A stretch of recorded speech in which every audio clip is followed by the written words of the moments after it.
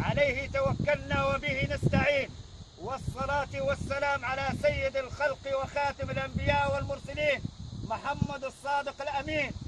نحن ضباط صف وجنود وشرطة ومتطوعين في المنطقة الغربية، إذ نعلم بأننا مع قوات الشعب المسلح وشرعيته المستمدة من الأمانة العامة للمؤتمر العام للقبائل والمدن الليبية التي أمينها العام الدكتور سيف الإسلام معمر القذافي، وبناء على ما جاء في بيان مؤتمر القبائل والمدن الليبية المنعقد بالمنطقة الجنوبية بتاريخ 16/5/2016 بتكليف الفريق علي سليمان كنا وانضمام جميع أفراد الشعب المسلح إليه بضرب تحرير كامل التراب الليبي من العصابات الإرهابية والميليشيات المسلحة والإفلات الأمني الذي يعاني منه المواطن الآن.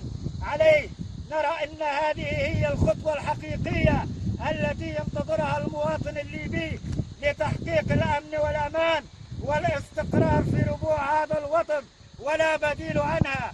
كما ندعو جميع المهجرين بالخارج بالعودة لأرض الوطن والإفراج عن جميع الأسرى في سجون الظلام، وعلى رأسهم اللواء السعدي والكابتن هنيبال معمر القذافي.